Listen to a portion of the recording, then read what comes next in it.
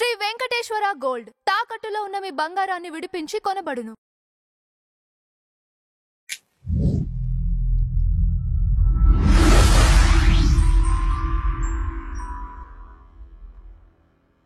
ఓం మహాగణాధిపతయే నమః.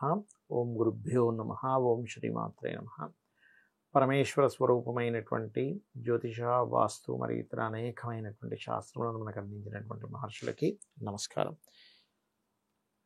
హయగ్రీవ హయగ్రీవ హయగ్రీవేతి యో వదేత్ తస్య నిస్సరతే వాణీ జహ్నుకన్యా ప్రవాహవత్.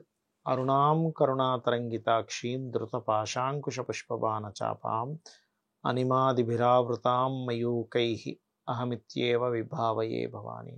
శ్రీమాత్రే నమః. అయితే ఈరోజు మనం చెప్పుకోబోయేటువంటి టాపిక్లో 606వ నామంలో గుహ జన్మభూ అని ఉంది.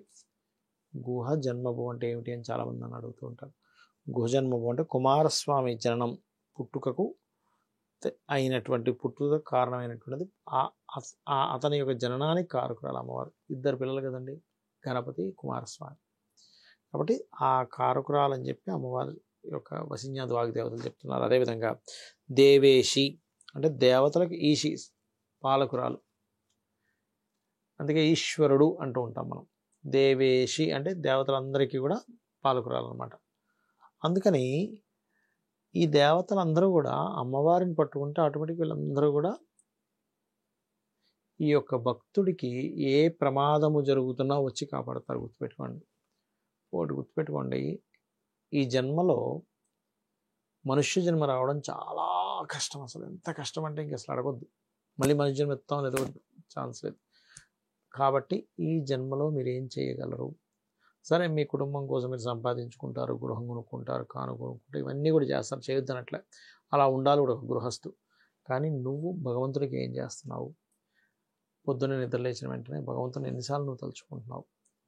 పూజ చేసేటప్పుడు ఎంత మనసు పెట్టి పూజ చేస్తున్నావు? కృతజ్ఞతాభావంతో, ఏదో ఎప్పుడు కావాలని కృతజ్ఞతాభావంతో ఏం చేస్తున్నావు? ఇవి చాలా ముఖ్యమైనటువంటి అంశం. అదేవిధంగా దేవేశి దండనీతిస్త అంటే అఖిలాండకోటి బ్రహ్మాండ నాయక అనేటువంటి అమ్మవారు సమస్త జగత్తును పరిపాలించే శ్రీ మహారాజ్ని దేవేశి అగుట. దండము చేయడం అంటే పాలనాధికారి. ఇప్పుడు చూడండి, దండించకపోతే అందరూ తప్పు చేస్తారు. కాబట్టి ఈ దండ సంబంధించినటువంటిది లలిత సహస్రనామాల్లో కూడా ఉంది. పాలించడము, దండన వేయడము, ఇవన్నీ కూడా ఉన్నాయి. అంటే ఏంటి? అమ్మవారి అనుగ్రహంతో పాటు దండన కూడా ఇస్తుంది. ఇది మనం అర్థం చేసుకోవాలి. కాబట్టి ఇటువంటి తప్పులు చేయకుండా ముఖ్యంగా మనం బ్రతకడం నేర్చుకోవాలి. దహరాకాశ రూపిణి తర్వాత నామం 609వ నామం అంటే హృదయంలో ఆకాశ రూపంలో ఉండినటువంటిది అమ్మవారు. ఆకాశ రూపంగా ఉండున్నది.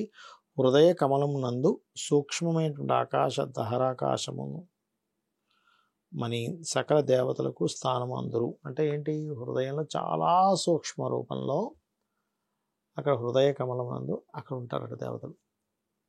ఏమిటండి, అంత చిన్న దాంట్లో ఉంటారా? మనకి చిన్న పెద్ద దేవత అతి సూక్ష్మమైనటువంటిది కూడా తనకి అక్కడుండే వరల్డ్, అక్కడుండే దాని పరంగా చూసుకుంటే పెద్దగానే అనిపిస్తుంది.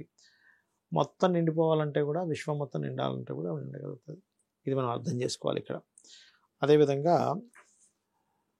ఎప్పుడైనా సరే ఎటువంటి కష్టం వచ్చినా కూడా మనకి ఆ కష్టము పూర్వజన్మ కర్మ అనుభవించేస్తున్నాము, కానీ నేను ఒక్కడిని కష్టం అనుభవిస్తున్నాను అనుకుంటే ఆ కష్టం ఎప్పటికీ మిమ్మల్ని వెంటాడుతుంది. అలా కాకుండా అమ్మవారు నా పక్కనుంది, ఆ కష్టానికి తగ్గ ఉపాయం తనే ఆలోచిస్తుంది అనేటువంటి ఒక భావనతో మీరు కనుక బ్రతుకుతున్నట్లయితే అన్ని విధాలా బాగుంటుంది. శ్రీమాత్రే నమః.